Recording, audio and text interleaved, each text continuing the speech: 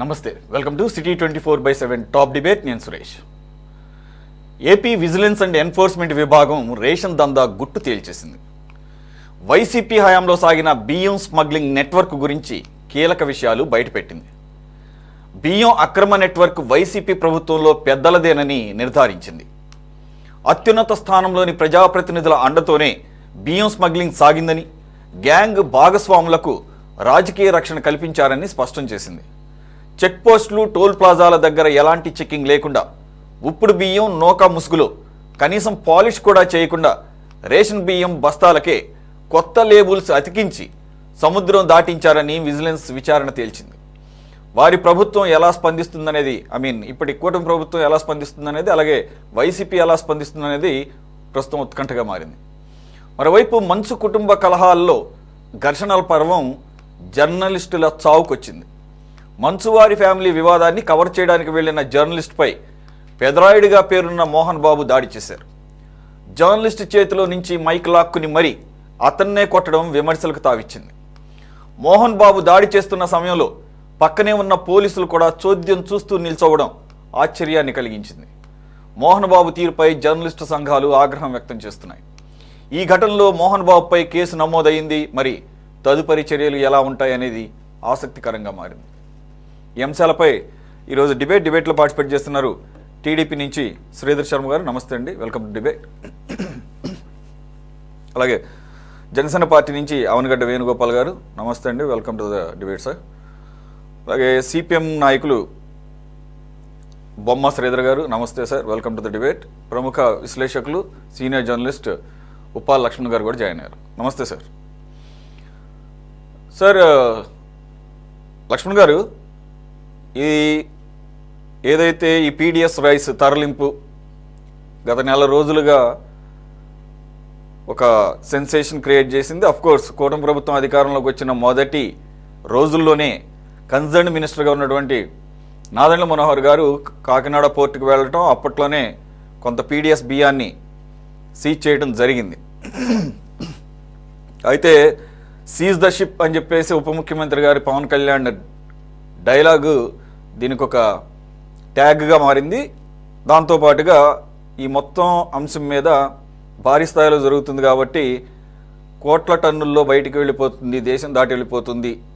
పర్టికులర్గా కొంత western African countries, అవి కొద్దిగా పూర్ కంట్రీస్ కూడా అక్కడ ఈ రైస్కి డిమాండ్ బాగా ఉండటంతో ఆ కంట్రీస్కి తరలిస్తున్నారు అనేది అర్థమైనప్పుడు, అలాగే దీంట్లో మిగులు కూడా లాభం విపరీతంగా కనబడుతోంది.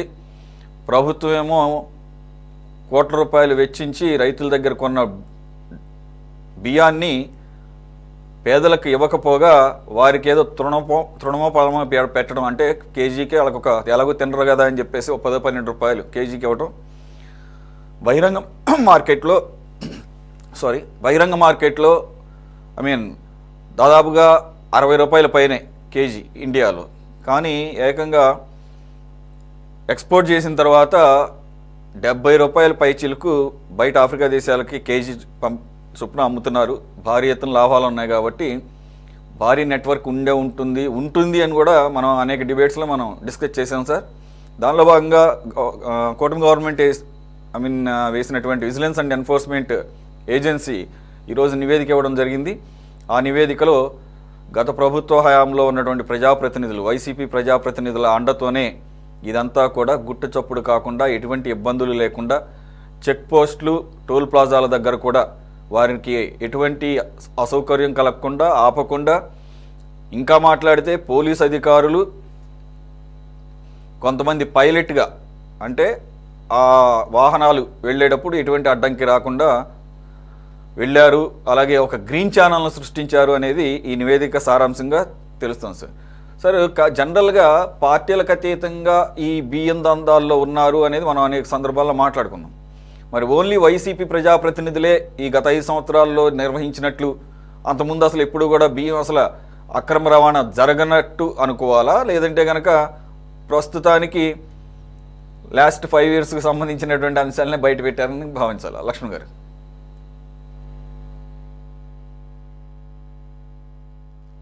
సార్ లక్ష్మణ్ గారు, మీ ఆడియో మ్యూట్లో ఉంది సార్. ఇవాళ కలెక్టర్ల సమావేశంలో చంద్రబాబు నాయుడు గారు చెప్పింది నేను విన్నాను.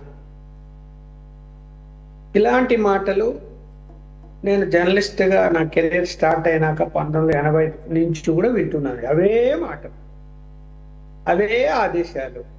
ఎక్కడ అదుపులో ఉన్నాయి? ఎక్కడ స్మగ్లింగ్ జరగకుండా ఆగిపోయింది? ఏ రోజు ఎప్పుడైతే తెలుగుదేశం ఎన్టీ రామారావు గారు ఈ సబ్సిడీ బియ్యాన్ని ప్రవేశపెట్టారో ఆ కాలం నుంచి ఈ కాలం వరకు సబ్సిడీ బియ్యాన్ని రేషన్ డీలర్లు అమ్ముకుంటూనే ఉన్నారు. స్మగ్లింగ్ జరుగుతూనే ఉంది. ఇవే మాటలు చెప్తున్నారు. పీడియాక్ట్ పెట్టండి, చెక్ పోస్టులు చూడండి, అవి పట్టుకోండి, ఇవి పట్టుకోండి. సరే, ఇప్పుడు కొత్తగా వీళ్ళు వెళ్ళి కాకినాడ పోర్టులోను విశాఖపట్నం పోర్టులోను తనిఖీలు చేశారు. మరి చెన్నై పోర్టును కూడా తనిఖీ చేయమనండి, అక్కడి నుంచి ఇంకా ఎక్కువ పోతాయి. ఇక్కడ ఎక్కడి నుంచి ఎక్కడ ఆపగలుగుతారు? ఇక్కడ చౌక దుకాణము డీలర్లు ఎంత పవర్ఫుల్ అంటే అతని ఉద్యోగాన్ని నువ్వు పీకలేవు. అది ఏ పార్టీ వాడన్నా కానీ పేరుకుపోయి ఉన్నారు, వాళ్ళు అలవాటు పడిపోయి ఉన్నారు. ఒక్కసారిగా రాష్ట్రంలో అన్ని దుకాణాలు క్యాన్సిల్ చేయండి, ఒక నెల రోజులు బియ్యం ఆపండి, నిరుద్యోగులకి ఉద్యోగ అవకాశాలు కల్పించడానికి ఆ దుకాణాలు యూత్ కేటాయించండి, ఖచ్చితంగా ఆగిపోతుంది. భయపడతాడు వాడు. అరే, నాకు ఇది ఒక జాబ్ దొరికింది, నేను బతకాలనుకుంటాడు. ఇవాళ వాళ్ళు బతకాలనుకోవడం లేదు, అక్రమ సంపాదనకు అలవాటు పడ్డారు. వాళ్ళ వెనుక ఎవరుంటారు? మూకుమ్మడిగా కొనేవాడు ఉంటాడు, వ్యాపారస్తుడు, బియ్యం వ్యాపారస్తుడు, మిల్లర్ ఉంటాడు. వాళ్ళ మీద ఏమన్నా చర్యలు తీసుకోగలిగినారా? అక్కడ జుట్టు పట్టుకున్నారా వాళ్ళను? లేదు. దాని తర్వాత మెయిన్ స్మగ్లర్స్ ఉంటారు.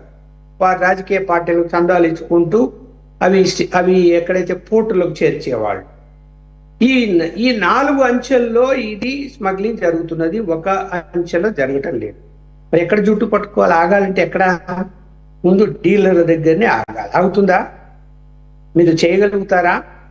ఈ ప్రభుత్వం సాధ్యం అవుతుందా? ఈ ప్రభుత్వానికి ఆడు తెల్లవారి నుంచి వచ్చేసి ఆ ఎమ్మెల్యే చుట్టూ తిరిగి నేను అయ్యో బాబు అంటాడు. ఏ రాజకీయ పార్టీ అధికారంలో ఉంటే ఆ ఎమ్మెల్యే దగ్గర పోతారు, బంధువులు, చుట్టత్వం, కులాలు అన్ని కలుపుతారు, లేకపోతే అవసరమైతే నెల మామూలు ఇస్తారు. ఇది కదా జరుగుతున్నది. ఇది ఎక్కడ ఆపుతారండి? అలాగే ప్రజలు కూడా ఆ బియ్యము తినలేము అని అనుకున్నప్పుడు బహిరంగంగా తిరస్కరించవచ్చు కార్డు, రేషన్ కార్డు. నేను వెనక్కిస్తున్నాను, నేను బియ్యం తినను, నేను మార్కెట్లో బియ్యం కొనుక్కొని తినే స్థాయి నాకు వచ్చింది, నేను బిలో పావర్టీ ఉన్నా కూడా నాకు అవసరం లేదు అని చెప్పి సెల్ఫ్ డిక్లరేషన్ ఇమ్మండి, మొత్తం ఆగిపోతాయి. ఎందుకు? రేషన్ కార్డు తగ్గిపోతాయి. ఇస్తారా? ఇవ్వరు. ఉండనీలేండి, అది దేనికన్నా లోన్లకు పనికొస్తుంది, బిలో పావర్టీ కింద ఆ రేషన్ కార్డు చాలా వాటికి అడుగుతారు అని.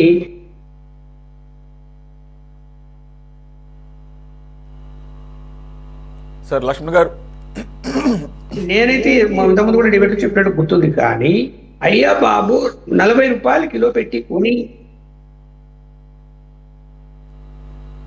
లక్ష్మణ్ గారు, మీ నెట్వర్క్ 40 రూపాయలే క్యాష్ వాళ్ళ బ్యాంక్ అకౌంట్ లో వేయండి, ఆ మహిళల అకౌంట్ లో వేయండి, ఆ ఇంటి కుటుంబంలో వేయండి. మిస్యూజ్ అయ్యే అవకాశమే లేదు కదా. మీకు ఖర్చు అంతా, ప్రభుత్వ ఖర్చు అంతా తగ్గిపోతుంది కదా, ట్రాన్స్పోర్ట్ ఖర్చు అన్ని తగ్గిపోతాయి మొత్తం. అమ్మ, నువ్వు కిలో 40 రూపాయలు బయట కొనుక్కుంటున్నావు, నీకు 20 కిలోలు ఇస్తున్నాము, 20 కిలోలు 40 రూపాయల ప్రకారము నెల అవుతూనే ఇంట్లో మహిళల అకౌంట్లో వేయాలి. వేయమనండి, ఏది జరగదు. ఏ స్మగ్లింగ్ అవకాశమే లేదు, ఇంకా నో ఛాన్స్.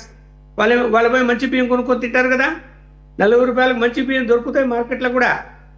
మీరేదో 40 రూపాయలని చెప్పి మీరు నాసిరకం కొని మీ కొనుగోలులోనే అన్యాయం ఉంది, అక్రమాలు జరుగుతున్నాయి. బియ్యం కొనుగోలులోనే ఎఫ్సిఐ నాణ్యత తక్కువ గల బియ్యాన్ని ఎక్కువ రేటుకు కొంటూ దాన్ని తీసుకొచ్చి డీలర్లకు అప్పగిస్తున్నారా లేదా? అక్కడ కూడా ఆపడం లేదు.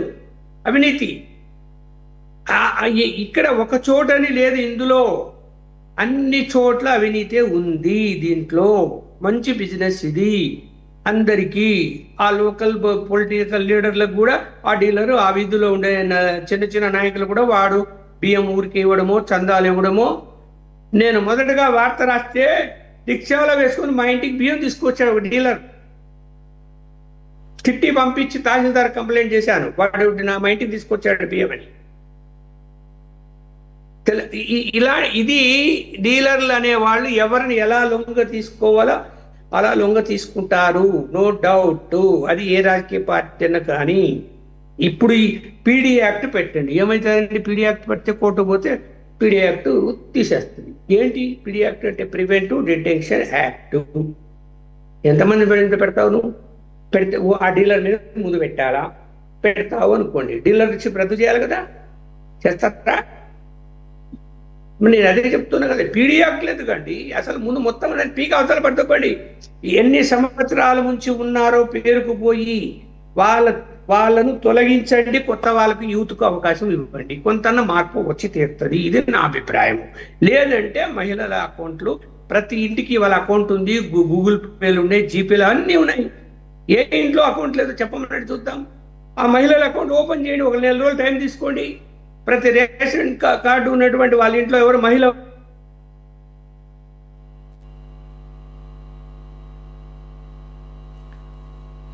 లక్ష్మణ్ గారు, మీ నెట్వర్క్ కొద్దిగా నెట్వర్క్ ఫ్రీజ్ అవుతుంది, సిగ్నల్ కొద్దిగా వీక్ ఉన్నట్టుంది. ఓకే లక్ష్మణ్ గారు, రైట్. మీరు కొన్ని సజెషన్స్ చేశారు. నిజంగా చిత్తశుద్ధి ఉంటే ఈ పాటికే ప్రభుత్వాలు ఆ దిశగా అడుగులు వేయాల్సి ఉండేది. అట్లా జరగట్లేదు కాబట్టే ఇది మీరు చెప్పినట్లుగా పై స్థాయి నుంచి కింది స్థాయి వరకు పాతుకుపోయింది. కాబట్టి పేదలకు అనే వారికి ఇస్తున్నాము పబ్లిక్ డిస్ట్రిబ్యూషన్ సిస్టమ్, లేదంటే కనుక ఆహార భద్రతా చట్టం, వీటి పేరు చెప్పుకొని పెద్దలకి భద్రత కల్పించుకుంటున్నారు. ఆహార భద్రత తర్వాత సంగతి, పెద్దలు మాత్రం చాలా భద్రంగా సంపాదించుకుంటున్నారు అని అర్థమవుతుంది. రైట్ సార్, మళ్ళీ వస్తాను మీ దగ్గరికి. సిపిఎం నాయకులు బొమ్మ శ్రీధర్ గారు ఉన్నారు. సార్, మీ అబ్జర్వేషన్ ఏంటి? ఒక్క నిమిషం సార్, వెల్కమ్ టు డిబేట్. మీ దగ్గరికి వచ్చే ముందు ఒక్క నిమిషం, నేను ఎలాగూ లక్ష్మణ్ గారు కొన్ని సూచనలు అలాగే కొన్ని సవాళ్ళు కూడా చేశారు కాబట్టి కన్సర్న్గా టీడీపీ దగ్గర వస్తాను. సారీ, మళ్ళీ వస్తాను మీ దగ్గర. శ్రీధర్ శర్మ గారు, లక్ష్మణ్ గారు చెప్పింది మీరు విన్నారు కదా, ఏంటి ఎంతకీ కూడా ఎంక్వైరీలు వేయటం, రిపోర్ట్లు తెచ్చుకుంటాం, వైసీపీ వాళ్ళు అనటం, పేర్లు ఉండవు దానికి. ఇప్పుడు నెక్స్ట్ ఏంటి? నెక్స్ట్ కోర్స్ ఆఫ్ యాక్షన్ ఏంటి? మరి దీంట్లో అందరు కుమ్మక్కయ్యారని ఆ నివేదిక చెబుతుంది. రేషన్ డీలర్లు, కింది స్థాయి నాయకులు, పై స్థాయి ఎమ్మెల్యేలు గత ప్రభుత్వంలో ఉన్నారని చెప్పేసి ఎంతమంది మీద చర్యలు తీసుకుంటారు? ముందుగా ప్యానెల్లో ఉన్న సభ్యులకి, మీకు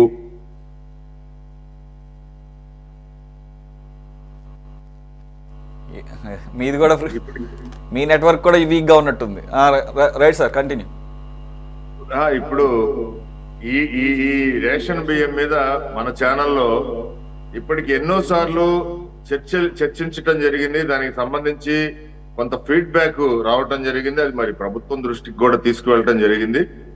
అయితే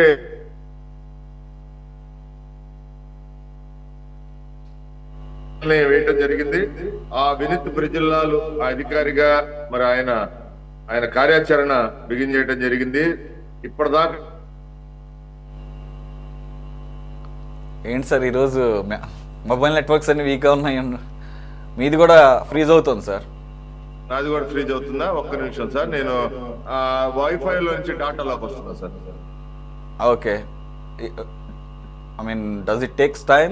మీకు టైం పడుతుందా సార్? ఇప్పుడు వినపడుతుందా సార్? ఇప్పుడు క్లియర్గా ఉందా? Okay okay, clear. అయితే మరి వినీత్ బ్రిజిల్లాల్ గారిని నో సార్, ఆయన ఒక సీనియర్ అధికారి, ఆయన సంబంధించి ఆయన కూడా మరి దీని మీద విచారణ చేపట్టడం జరిగింది. ఇప్పటిదాకా 13 ఎఫ్ఐఆర్లు నమోదు చేయడం జరిగింది ఈ బియ్యం మాఫియాకి సంబంధించి. అసలు ఇందాక పెద్దలు senior journalist Laxman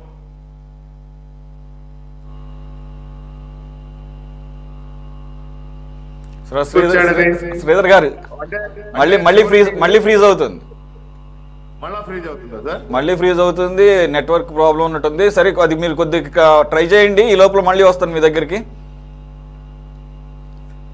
right sir. Sridhar గారు, మళ్ళీ నేను రిపీట్ చేయను. Yeah you can start of. వస్తాను సార్, శ్రీధర్ గారు మీ దగ్గరికి వస్తాను, మళ్ళీ వస్తాను.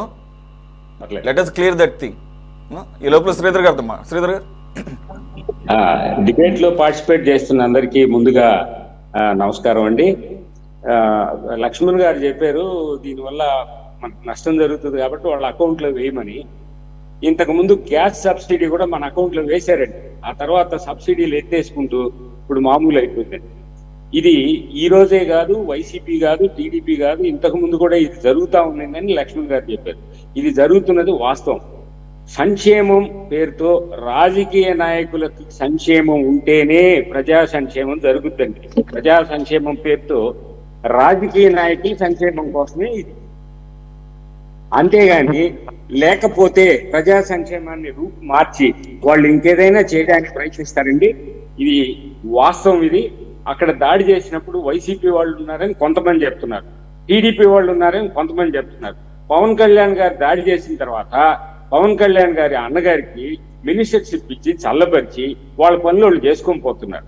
ఎక్కడా కూడా మనకు న్యాయం అయితే జరగదండి. ప్రజలకు ఎప్పుడూ న్యాయం జరగదు. సంక్షేమం అనేది ప్రజలకి కాదండి, ప్రజల పేరుతో రాజకీయ నాయకులకు జరిగే సంక్షేమం. ఇప్పుడు పని దినాలు అంటున్నారు, ఆ పని దినాల్లో కూడా ఇంత పని దినాలు అంటున్నారు. ఆ పని దినాల పేరుతో డబ్బులు రాజేసుకుంటున్నారే కానీ రాజకీయ నాయకులు ఎంతమంది పని వాళ్ళకి పని వాళ్ళు ఇచ్చారో లెక్కలు తీస్తే బయటపడతాయండి. వాళ్ళందరికీ ఆదాయాల కోసమే ఉంటాయండి. ఈ ఏది కూడా మనం ఆపలేమండి. ఒక బ్యాక్టీరియా, ఒక సైంటిస్ట్ చెప్తాడు, బ్యాక్టీరియా దాన్ని రెసిస్టెన్స్ ఫామ్ చేసుకుంటది, దాన్ని మళ్ళా అంతమొందించడానికి సైంటిస్ట్ కనుక్కుంటాడు, మళ్ళా అది రెసిస్టెన్స్ ఫామ్ చేసుకొని కొత్త రూపంతో మళ్ళా దాడి చేస్తుంది అనేది చెప్తున్నారండి. అదే విధంగా మీడియా కానీ ప్రజలు కానీ ఎంతవరకు దాడి చేసినప్పటికీ మీరు అకౌంట్లు వేసినా ఇంకొకటి చేసినా ఏదో విధంగా వాళ్ళు మళ్ళీ కొత్త దారి ఎత్తుక్కొని కొత్త కోట్లు ఎత్తుక్కొని వాళ్ళ పని వాళ్ళు సాఫీగా సాగిస్తారు. కానీ అది వదిలేసి వైసీపీ గవర్నమెంట్ వాళ్ళకి ఇచ్చిందండి, బండ్లు వాళ్ళకి సప్లై చేసిందండి. అప్పుడు జరగలేదా? అక్రమాలు జరగలేదా? ఎంప్లాయీస్ కి ఎంప్లాయ్మెంట్ ఇచ్చామన్నారు, అక్కడ అక్రమాలు జరగలేదా? అప్పుడు కూడా బియ్యానికి డబ్బులు ఇచ్చేసి ఆ డబ్బులు ఆ బియ్యం తీసుకొని పోయి ఎక్కడెక్కడో అమ్మేశారండి. మనం ఏం చేసినా వీళ్ళది కాదండి. ఈ సంక్షేమం అనేది ఎప్పుడు కూడా రాజకీయ నాయకుడికి సంక్షేమం అయితేనే జరుగుతుందండి. Thank you sir. మీరు చెప్పేటువంటి ఆల్టర్నేటివ్ మెకానిజం ఏమైనా ఉందా? ఆల్టర్నేటివ్ నేను ఇందాక అదే కదా సార్ చెప్పాను, బ్యాక్టీరియా వర్సెస్ సైంటిస్ట్ అని. మనం ఏం చేసినా ఆల్టర్నేటివ్ మనం వెతికేది మళ్ళీ ఇంకొక ఆల్టర్నేటివ్ ఎత్తుతారు. ఇప్పుడు వైజాగ్ పోర్టు మనం పట్టుకుంటే కాకినాడ పోర్టు ఎత్తుకుంటాడు. కాకినాడ పోర్టు పట్ల లక్ష్మణ్ గారు చెప్పారు కదా, చెన్నై పోర్టు చేయమనండి అని. చెన్నై పోర్టు పట్టుకుంటే నెల్లూరు పోర్టు పట్టుకుంటారు, లేదంటే కేరళ పోర్టులో చేసుకుంటారు, లేదంటే ఇంకొక మార్గం గుండా పోతారు. అంతేగాని దీన్ని ఆపడమే కరెక్ట్ కాదండి. ప్రజాస్వామ్యంలో ప్రజాస్వామ్య విలువలు ఎప్పుడైనా పోయింది. ప్రజా సమస్యలు పరిష్కరించాల్సిన నాయకులు ఎప్పుడో ప్రజలకి సమస్యగా మారిపోయారండి. ఓటుకు మనం నోటు తీసుకుంటున్నాం చూసారా, ఆ నోటులోనే ఈ డబ్బులు ఉన్నాయండి. మనం తీసుకునే నోటులోనే ఈ బియ్యం డబ్బులు ఉన్నాయి, ఆ రైతులకి పని దినాల్లో డబ్బులు ఉన్నాయి, ఇంకా మిగతా డబ్బులు ఉన్నాయి. ఎలక్షన్లు అయిపోయిన తర్వాత ఎవరు పట్టుకోళ్ళు, వైసీపీ గవర్నమెంట్ అయితేనే, ఈ గవర్నమెంట్ అయితేనే ఇసుకలు ఓడుకునే వాళ్ళు, బ్రాందీ షాపులు పాడుకునే వాళ్ళు, ఆఖరికి బ్రాందీ షాపులో కూల్ డ్రింక్ షాప్ పెట్టుకోవడానికి కూడా ఎమ్మెల్యే మినిస్టర్షిప్ రికమెండేషన్లు పోతున్నాయండి. అంటే రూపాయి మీద ఎంత పట్టు సాధిస్తున్నారో చూడండి పొలిటీషియన్స్. ఇది ఆగదండి. ప్రజల్లోంచి ఒక రకమైన తిరుగుబాటు కావాలా. మీలాంటి మీడియా ఛానల్స్ ఈ విధంగా డిబేట్ పెట్టి ప్రజల్ని బాగా చైతన్యవంతులు చేస్తే తప్ప ఆ తిరుగుబాటుతోనే మనం ఈ దోపిడీని అంతం చేయగలం. కానీ వీలు కాదండి. నోటు తీసుకోవడాన్ని ఎప్పుడైతే ఆపేసి, నోటు తీసుకున్న నోటు ఇచ్చిన నాయకుల్ని ఎప్పుడైతే అరెస్ట్ చేసి ఇక మీదట ఎలక్షన్ లో పోటీ చేయడానికి లేదు అని ఎప్పుడైతే శాసించగలమో అప్పుడే ఈ సంక్షేమం ప్రజల దగ్గరికి పోతే అప్పుడు దాకా రాజకీయ నాయకుల దగ్గరే ఉంటుందండి. రైట్, బాగా చెప్పారు. మొత్తం అసలు మూలం అది.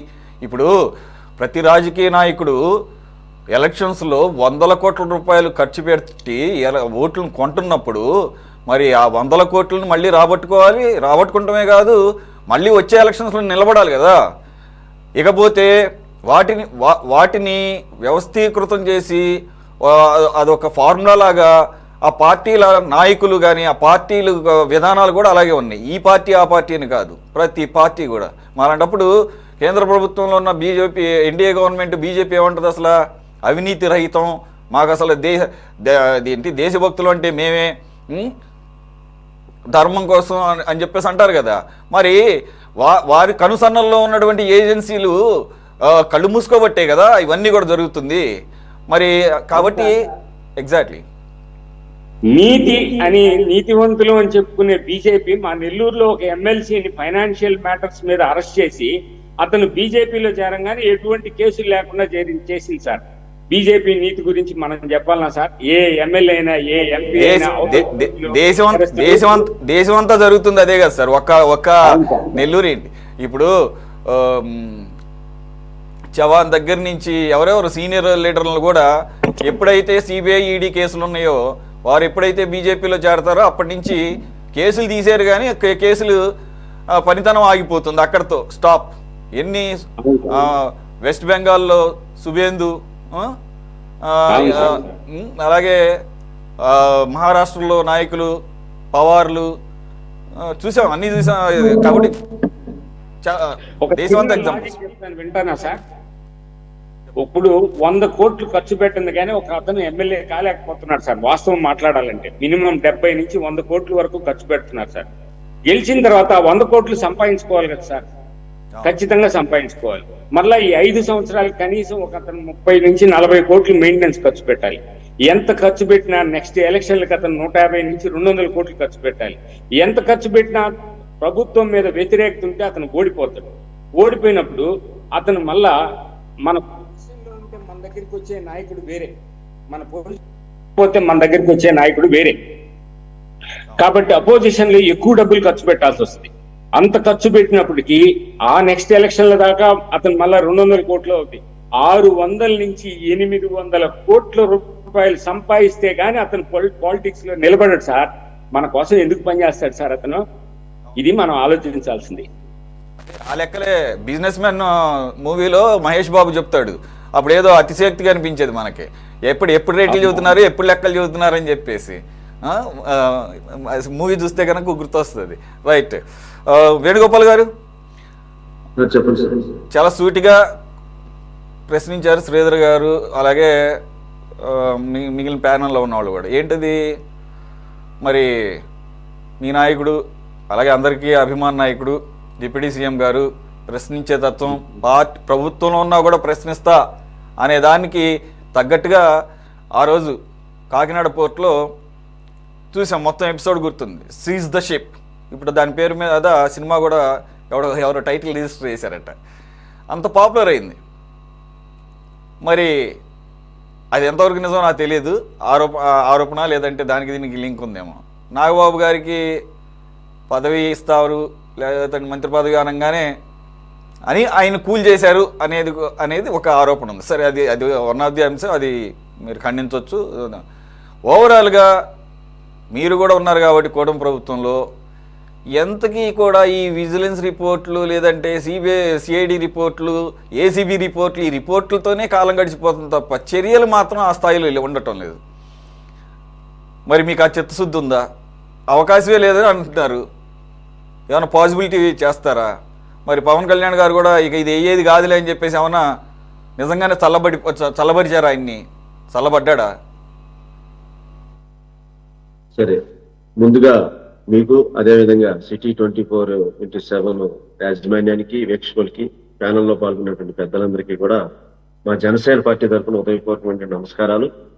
ముందుగా మాకన్నా ముందు మాట్లాడినటువంటి పెద్దలు సీనియర్ జర్నలిస్ట్ లక్ష్మణరావు గారు కానీ, శ్రీధర్ గారు కానీ కొన్ని విషయాలు మాట్లాడటం జరిగింది.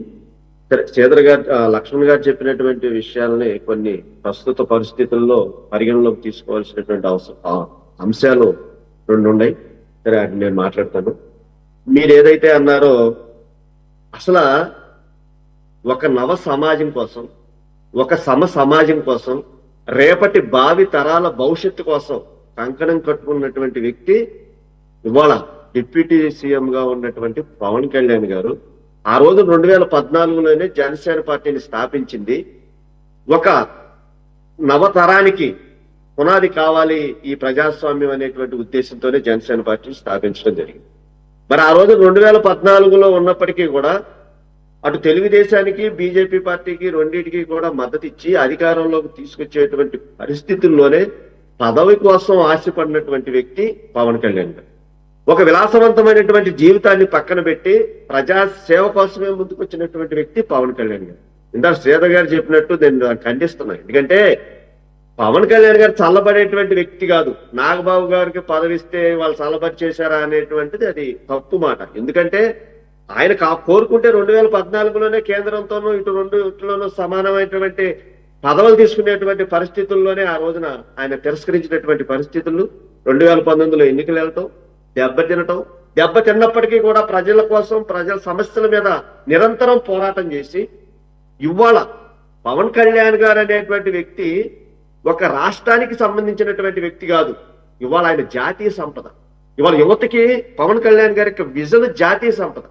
ఎందుకంటే ఆయన ఇవాళ 2 శాతం ఓడిపోయినా కూడా కూటమి ప్రభుత్వం అనేదాన్ని ఒక మోసలోకి తీసుకొచ్చి ఏదైతే ప్రజాస్వామ్యాన్ని మేము పరిరక్షించాలి, గత ప్రభుత్వంలో ఉన్నటువంటి అవినీతిని అంతమొందించాలి, గత ప్రభుత్వం తాలూకా లక్షణాలని ప్రజల నుంచి దూరం చేయాలనేటువంటి కంకణం కట్టుకుని ఒక మోసను ఏర్పాటు చేసి మరి ప్రధానమంత్రి గారి యొక్క సారథ్యం కానీ, అదేవిధంగా అనుభవం కలిగినటువంటి చంద్రబాబు నాయుడు గారి యొక్క పరిపాలనా దక్షతను కానీ ఈ ఆంధ్రప్రదేశ్కి అవసరం అని చెప్పి గుర్తించి ఒక్క తాటి మీదకి తీసుకొచ్చినటువంటి మహోన్నతమైన వ్యక్తి పవన్ కళ్యాణ్.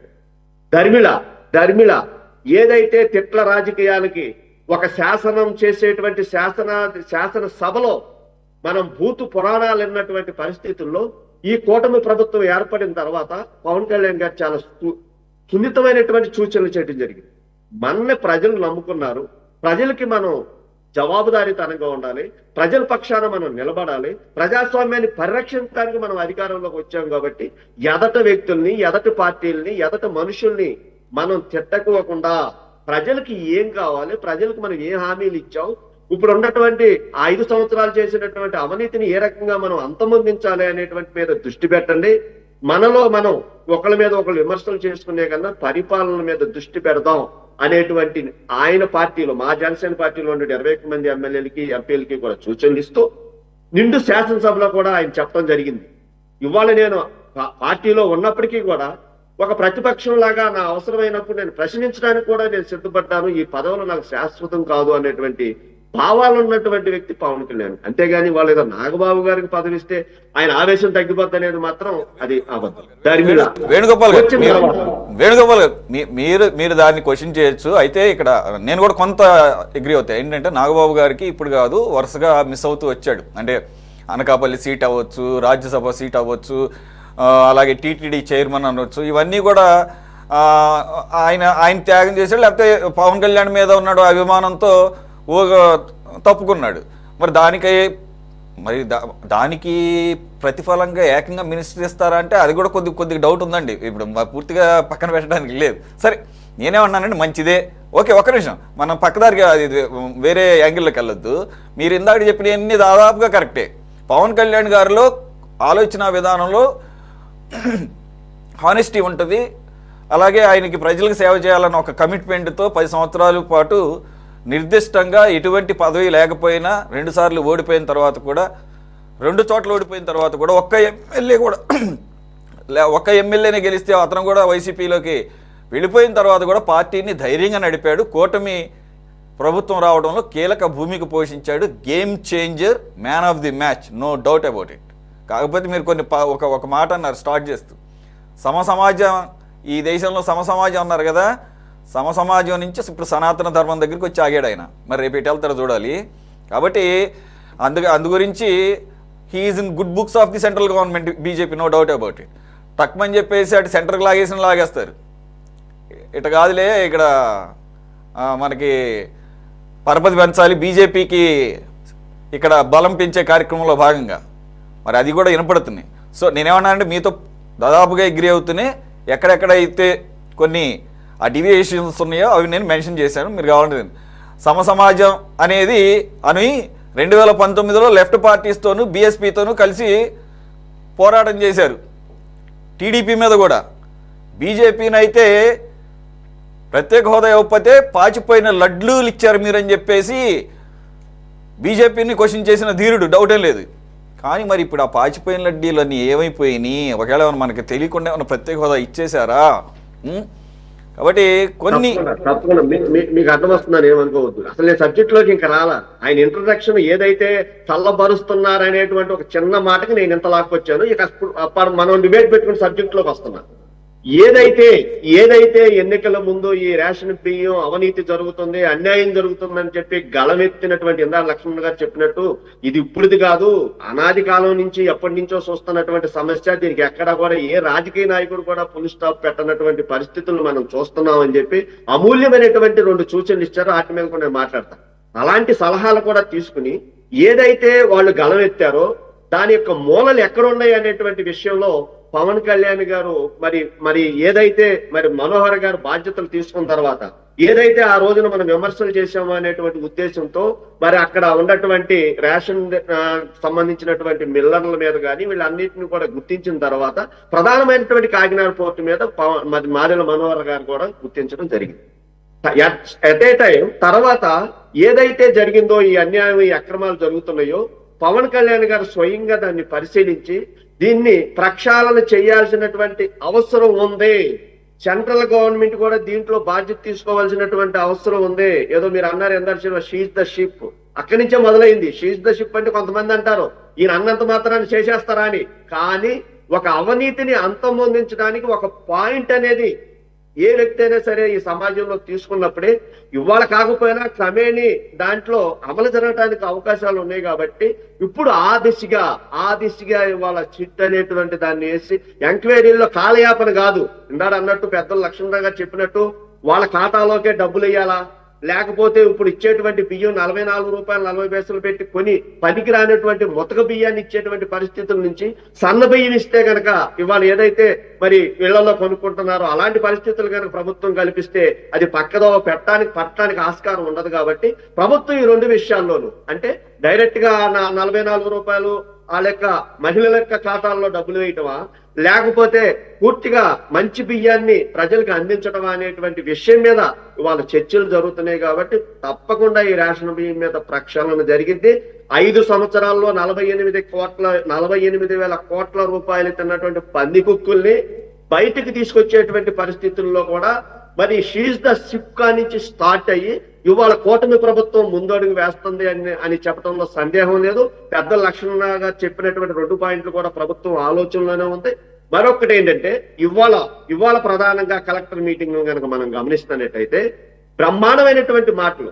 మనం ఒక శాసనం చెయ్యాలి, మేము శాసనసభలో కూర్చొని ఒక శాసనం చేస్తున్నాము అని అంటే దాన్ని అమలు జరపాల్సినటువంటి పరిస్థితుల్లో మరి వ్యవస్థల మీద ఉంది.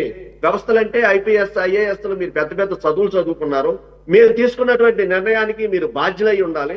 మీరు సక్రమైనటువంటి పరిస్థితుల్లో మీరు ఫీడ్బ్యాక్ చేసుకుని క్షేత్రస్థాయిలో ఒక అడ్మినిస్ట్రేటివ్ పరిస్థితులు మీ చేతిలో ఉన్నాయి. కాబట్టి క్షేత్రస్థాయిలో నుంచి మనం పైకి రావాలి. మీ అందరూ కూడా ఈ ప్రభుత్వానికి సహకరించండి. ఒక ప్రక్షాళన తీసుకొచ్చేటువంటి పరిస్థితుల్లో చంద్రబాబు నాయుడు గారు కానీ మేము కానీ ఉన్నాం. కాబట్టి మాకు సహకరించండి, మీరు ఫీడ్బ్యాక్ ఇవ్వండి. మీరు చదువుకున్నారు, మంచి ఉన్నతమైనటువంటి ఆలోచనలు ఉన్నాయి, మీ దగ్గర ఉన్నటువంటి అనుభవంతో వ్యవస్థలను నిర్ణయించకుండా 5 సంవత్సరాలలో మీ పదవులేంటో మీరేంటో మీరు ఏం చేస్తున్నారో కూడా మర్చిపోయినటువంటి పరిస్థితుల్లో బయటికి రండి. మనందరం కూడా కలిసి ఏ ప్రజలకైతే మనం న్యాయం చేద్దాం అనుకున్నామో వాళ్ళందరికీ న్యాయం చేద్దాం. ఈ అన్యాయాల్ని అక్రమాలని అవినీతిని అంతమొందిద్దాం. దానిలో భాగంగానే ఈ రేషన్ బియ్యం ప్రధానమైంది. కాబట్టి దీని మీద మనందరం కూడా దృష్టి పెట్టి ప్రజాస్వామ్యంలో ప్రజలకు కావాల్సినటువంటి సంక్షేమాన్ని అభివృద్ధితో కూడినటువంటి సంక్షేమాన్ని అందిద్దాం. దయచేసి మీ యొక్క సహకారాన్ని అందించండి అని చెప్పి వాళ్ళ మహోన్నతమైనటువంటి మీటింగ్ ఐఏఎస్ ఐపీఎస్లకి సూచనలు చేయటం అంటే ఇది సామాన్యమైన విషయం కాదు. ఎందుకు ఈ మాట అంటున్నానంటే 5 సంవత్సరాలు చెవులు మూసుకున్నారు, నోరు మూసుకున్నారు. ఈ ఆఫీసర్లందరూ కనీసం మాట్లాడేటువంటి హక్కు లేదు, వాళ్ళు చెప్పేటువంటి అధికారం లేదు.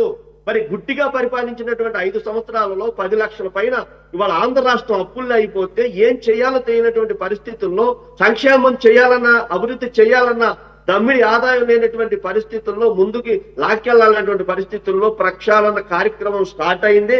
కాబట్టి మహాత్మా గాంధీ గారు భారతదేశం స్వతంత్రం తీసుకురావడానికి 1 రోజులో పట్టలేదు సార్. 35 సంవత్సరాల నిరంతరం ప్రజల్ని చైతన్యం చేస్తే ప్రజల్లో నుంచి వచ్చినటువంటి మార్పులో నుంచి మనం స్వాతంత్ర ఉద్యమాన్ని మనం సాధించుకున్నటువంటి భారతదేశం మనం. అలాంటి పరిస్థితుల్లో ఎక్కడి నుంచి ప్రారంభమైనటువంటి ఈ ప్రక్షాళన అనేటువంటి పునాది ఇక్కడి నుంచి స్టార్ట్ అయ్యి మంచి ఆఫీసర్ల యొక్క సహకారంతో తప్పకుండా ఏదైతే మీరు చెప్పారో ఈ రేషన్ బియ్యం మీద మంచి ఆలోచన చేసి ప్రజలకు ఏ రకమైనటువంటి సదుపాయాలు అందిస్తే వాళ్ళకి సక్రమంగా అందిద్దనేటువంటి ఆలోచనతో ఇటు డిప్యూటీ సీఎం గారు కానీ సీఎం గారు కానీ ఆలోచిస్తున్నారనేటువంటి విషయాన్ని చాలా స్పష్టంగా మీ ఛానల్ ద్వారా మేము తెలియజేస్తున్నాం సార్.